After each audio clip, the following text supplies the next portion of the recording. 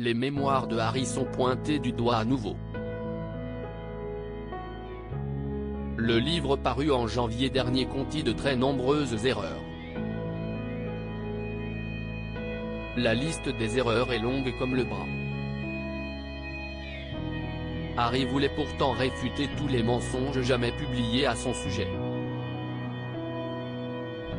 En janvier dernier, le fils cadet de Charles III a fait trembler Buckingham Palace en publiant ses mémoires intitulées Le Suppléant. Pour la première fois, le prince Harry raconte sa propre histoire, peut-on lire sur la 4e de couverture du livre. D'une honnêteté brute et sans phare, Le Suppléant est un livre qui fera date, plein de perspicacité, de révélations, d'interrogations sur soi et de leçons durement apprises sur le pouvoir éternel de l'amour face au chagrin. Énorme carton en librairie, l'ouvrage serpente entre vérité et mensonge. Du moins selon l'écrivain fantôme de Harry, John Moiringer, lauréat du prix Pulitzer. Sur Twitter, la plume de Harry mentionne de manière plutôt énigmatique les erreurs involontaires dans les souvenirs du prince dont il publie d'ailleurs une citation problématique, « Ma mémoire est ma mémoire, elle fait ce qu'elle fait, rassemble et conserve ce qu'elle juge bon, et il y a autant de vérité dans ce dont je me souviens et dans la façon dont je m'en souviens que dans les soi-disant faits objectifs ». L'attaque en règle de Harry contre les siens contient en effet son lot d'erreurs. Et la liste est longue comme le bras.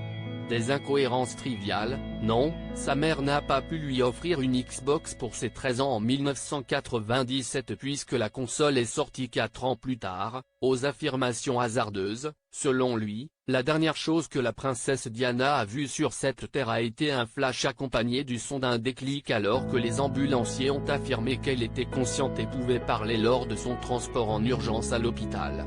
Harry ne descend pas d'Henrivi. Les corgis de la reine Elisabeth ne descendaient pas des corgis ayant appartenu à Victoria, etc.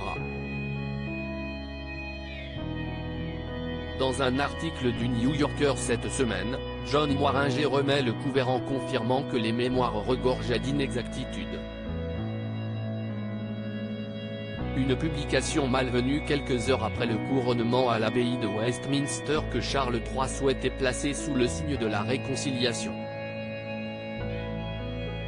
En vain. Les mémoires de Harry ont été vivement critiquées par la presse. Les journalistes anglo-saxons n'ont pas été tendres avec Harry et son prête-plume. Dans un article intitulé Office Royal TS, London Review of Books, le romancier Andrew Hogan accuse son confrère américain de se mettre en valeur. Le prince Harry n'a jamais lu un livre de sa vie, et son écrivain fantôme, J.R. Moiringer, est donc invité à applaudir chaque fois qu'il s'attaque à Sartre ou à Faulkner, avance celui qui a écrit les mémoires de Julian Assange.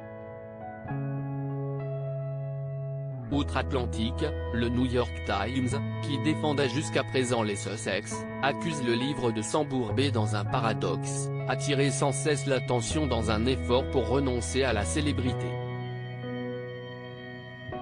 La journaliste Alexandra Jacobs se reproche au récit du prince de se transformer dans sa dernière partie en un fastidieux va-et-vient sur qui divulgue quoi et pourquoi. Assailli par les critiques, John Moiringer avance que son client voulait à l'origine réfuter dans son livre tous les mensonges jamais publiés à son sujet. À propos de l'auteur Arvandel et passionné d'audiovisuel, j'écris sur Closer depuis 2016. Jamie aussi raconté les mésaventures des têtes couronnées et connaît par cœur la série Seinfeld. Ces derniers articles et Charles III, une sérieuse menace plane sur son couronnement, la police britannique sur ses gardes Prince Harry assigné à résidence à son retour au Royaume-Uni, nouvelle révélation sur sa veine. Meghan Markle absente du couronnement de Charles III, et si, finalement, sa stratégie était brie.